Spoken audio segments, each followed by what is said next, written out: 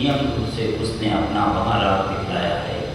भाव चाह से जहाँ न रहा जीवन अपना बिता रहा, उसे छोड़कर कहीं न जाता चंद यहाँ यह बता रहा।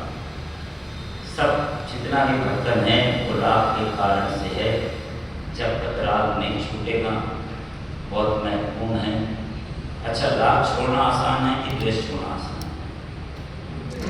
द्वेष छोड़ना, तो किसी से द्वेष मत करो। द्वेष नहीं करोगे तो राग, अब तुम्हारे पास राग रहेगा तो प्रशस्त राग रहेगा।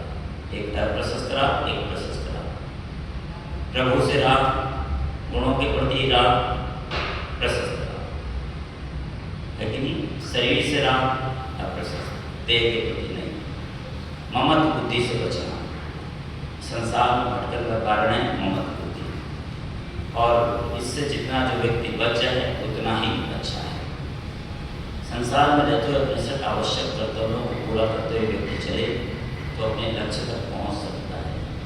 तो लोग जी अहिंसा चैनल वाले सामने बैठे अपने आवश्यक कर्तव्यों को पूरा करते हैं।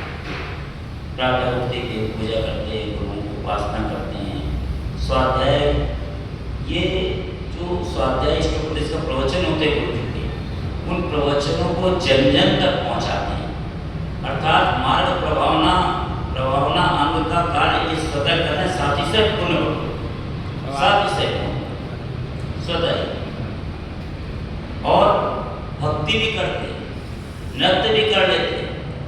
दो फायदे, एक्सरसाइज हो गई, शरीर फिट हो गया, स्वस्थ हो गया, भक्ति हो गई, देखने वाले को अच्छा लगा, और जो कर रहा वो तो आनंद तो भी कर रहा, उसको देखने वाले से कोई मतलब। सौधर्म इंद्र जब नृत्य करता है प्रभु के समक्ष कमाल कर दिया, तांडव नृत्य कर रहा सौधर्म इंद्र, भगवान को हजार हजार नयन बना के देख रहा है, आनंदित हो रहा है, आनंदित। बस प्रभु की भक्ति भी ये समझते मैं सौधर्म इंद्र तो नहीं हूँ, लेकिन उसकी तरह कल्पना करके वैसा कर सकता हूँ।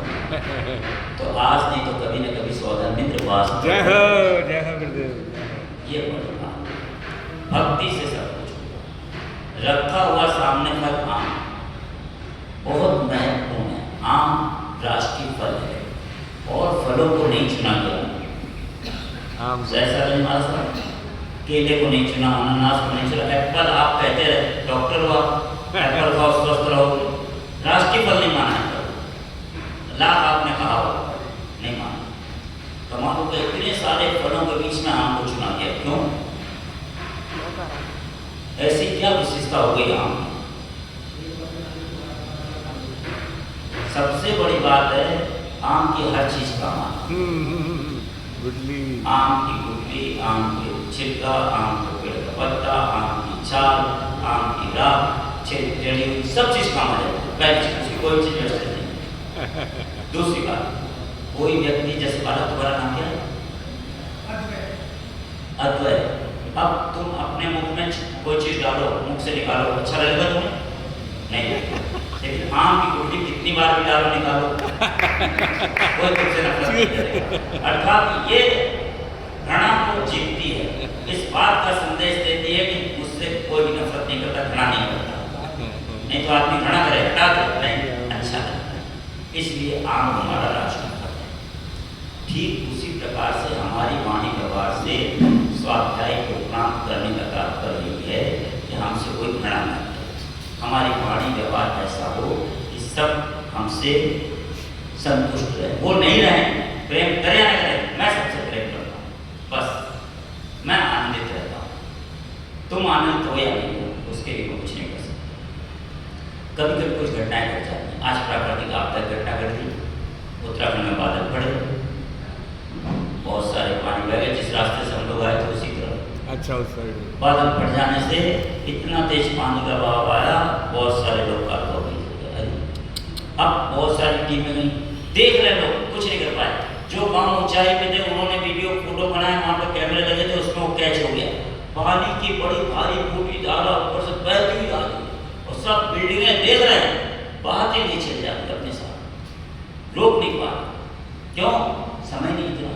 वो देख रहे वहाँ आ रहा पानी, और वहाँ देख रहे हैं आगे एक मिनट कमाल हो गया। बहुत तेजी से जो देख रहे थे उनको भी देख, पानी इतनी तेजी से आया, रेस्क्यू ऑपरेशन जारी है, बचाव कार्य राहत कार्य, क्योंकि उन क्षेत्रों में और पानी बादल फटने से पानी बह गया, पहाड़ टूट गया, क्यों मिट्टी बह गई, पत्थर गिरने लगे, तो वो और अपने साथ दूसरे पत्थरों को ले गए और मिट्टी को ले गए।